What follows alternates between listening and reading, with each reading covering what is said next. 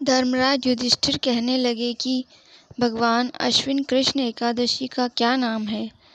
भगवान श्री कृष्ण कहने लगे कि इस एकादशी का नाम इंद्रा एकादशी है।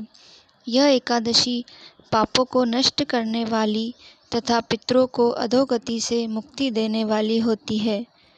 इसके सुनने मात्र से ही वाजपेयी यज्ञ का फल मिलता है। यह एकादशी हमेशा श्राद्ध पक्ष के भीतर ही आती है, इसलिए इसका व्रत करने का फल पितरों की शांति से जोड़ा गया है। लेकिन इसके अलावा भी इंद्रा एकादशी को करने के अनेक फायदे हैं। प्राचीन काल में सतयुग के समय में महिष्मती नाम की एक नगरी में इंद्रसेन नाम का एक प्रतापी राजा धर्मपूर्वक अपनी प्रजा का पालन करते हुए शासन करता था। वह राजा पुत्र, पौत्र और धन आदि से संपन्न और विष्णु का परम भक्त था। एक दिन जब राजा सुखपूर्वक अपनी सभा में बैठा था तो आकाश मार्ग से महर्षि नारद उतरकर उसकी सभा में आए। राजा उन्हें देखते ही हाथ जोड़कर खड़ा हो गया और विधि पूर्वक आसन व अर्घ्य दिया। सुख से बैठकर मुनि ने राजा से पूछा कि हे राजन, आपके सातों अंग कुशल पूर्वक तो हैं? तुम्हारी बुद्धि धर्म में और तुम्हारा मन विष्णु भक्ति में तो रहता है।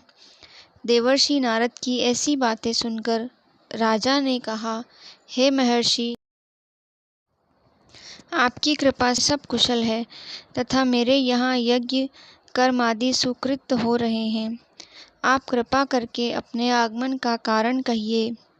तब ऋषि कहने लगे कि हे राजन, आप आश्चर्य देने वाले मेरे वचनों को सुनो।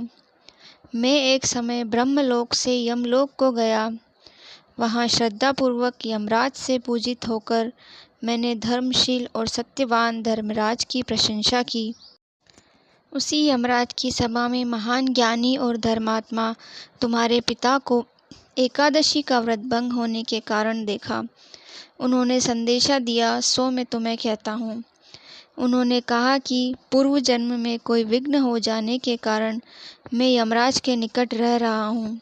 सो हे पुत्र, यदि तुम आश्विन कृष्ण इंद्रा एकादशी का व्रत मेरे निमित्त करो तो मुझे स्वर्ग की प्राप्ति हो सकती है। इतना सुनकर राजा कहने लगा कि हे महर्षि, आप इस व्रत की विधि मुझसे कहिए।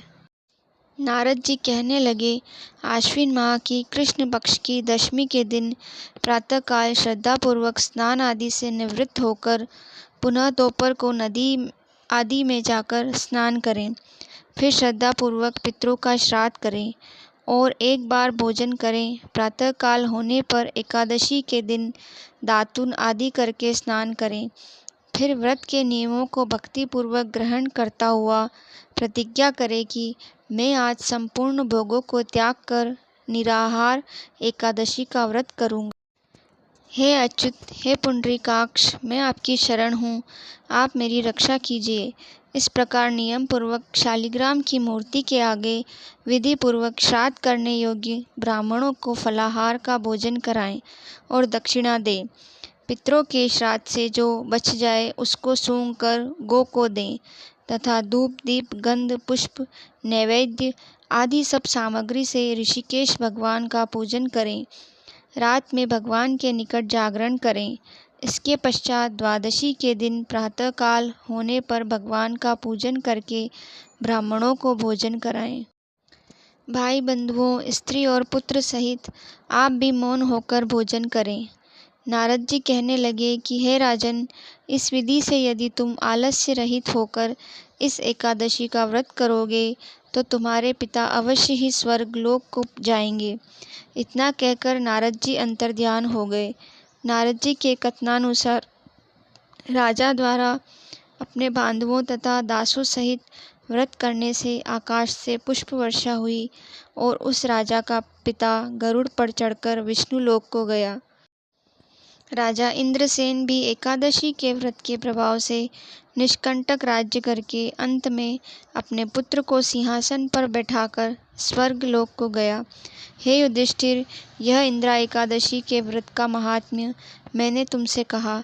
इसके पढ़ने और सुनने से मनुष्य सब पापों से छूट जाते हैं और सब प्रकार के भोगों को भोगकर वैकुंठ को प्राप्त होते हैं। वीडियो अच्छा लगा हो तो लाइक और चैनल को सब्सक्राइब जरूर करें।